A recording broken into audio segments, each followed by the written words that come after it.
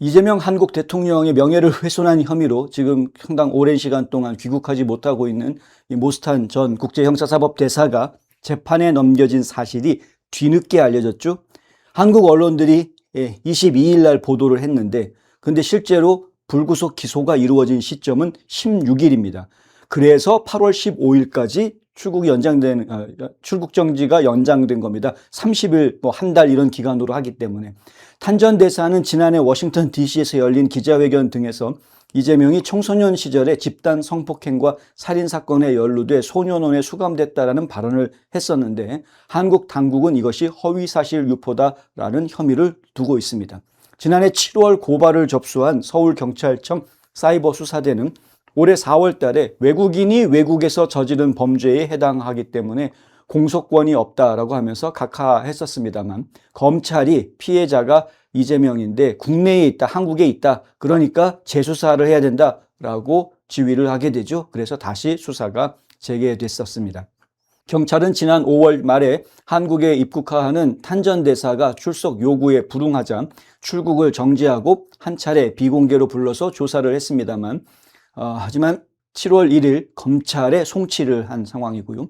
송치를 할 때에는 기소를 할지 불기소를 할지 이런 거에 대해서는 따로 의견이 붙어 있지 않았던 것으로 저희가 기억을 합니다. 검찰 역시 소년원 기록 등을 확인한 뒤에 탄 전 대사의 주장을 허위로 결론 내렸다라고 한국 언론들이 보도했습니다. 자, 그런데 지금 한국 언론들이 이야기하고 있는 검찰이 불구속 기소를 결정한 이유가 뭐냐? 소년원 기록 등을 확인했다. 나름대로 확인을 했다라는 거죠. 그런데 한국의 소년원 송치를 포함한 소년 보호 처분 기록은 공식적인 전과가 아니기 때문에 일반적인 범죄 경력 자료, 그러니까 이른바 전과 기록이라는 것에는 전혀 남지를 않는다고 합니다. 만약에 기록이 남아 있다면 경찰 내부 전산망인 수사 경력 자료에 거기에 보존이 되는데 이 사람이 수사를 받은 적이 있다, 이 정도만 기록이 된다는 것인데요. 이 경찰 내부 전산망이 기록이라는 것은 사실은 보안 상태가 상당히 취약하기 때문에 저희가 몇십 년 전에 있었던 일이 지금까지도 기록이 되어져 있다라고 저희가 보기가 쉽지가 않은 부분들도 있습니다. 그리고 가정법원이나 지방법원 소년부에서 보관하는 소년보호사건 결정 원본은 10년, 보관 기간이 10년, 일반 소년재판 기록은 5년간 보관하고 폐기하도록 되어 있습니다. 법이 그렇습니다. 그러니 지금 몇십 년 전에 벌어졌던 이 이재명 관련 사건에 대한 기록은 이렇게 그냥 기록 조회로는 찾을 수가 없는 겁니다. 이재명의 경우에는 범죄 경력 조회로 나올 수 있는 것이 아니고 탐문 수사 등등을 펼쳐서 정말 정밀하게 조사를 해야 사실 여부를 파악할 수 있을까 말까한 그러한 사안인 겁니다. 그런데 검찰이나 언론들은 이러한 부분에 대해서는 얘기하지 않고 조사해 봤는데 그런 기록이 없다, 그러니까 이재명은 소년원에 간 적이 없다, 이렇게 그냥 결론을 내려버리고 있는 겁니다. 너무 쉽게. 법무부는 탄 전 대사가 기소됨에 따라서 이달 31일까지 기존 출국 정지를 해제하고 재판을 이유로 다음 달 15일까지 다시 출국 정지 처분을 내렸습니다. 만약에 재판이 길어지게 되면 또 그 재판을 이유로 더 출국 정지를 연장할 수도 있을 겁니다. 탄 전 대사 측은 지난달 법무부를 상대로 출입국 금지 처분 취소 소송을 서울행정법원에 제기한 상태입니다.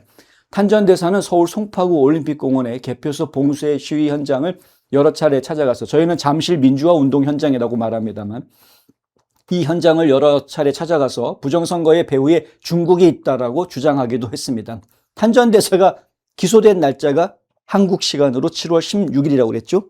그런데 아주 묘하게도 미국에서 7월 16일 트럼프 대통령은 황금 시간대 대국민 연설을 통해서 부정선거가 실제하는 것이다라고 분명하게 발표합니다. 또한 그 배후에 중국이 있다라는 이야기도 분명하게 했습니다. 중국이 이미 2억 2천만 명의 미국 유권자들의 정보를 훔쳐갔다라는 이야기도 했습니다. 트럼프 대통령이 탄 전 대사의 기소 소식을 접한 후에 이 같은 연설을 한 것인지 그건 분명하지는 않습니다. 그게 연결되어져 있다라고 말하기는 좀 어렵습니다.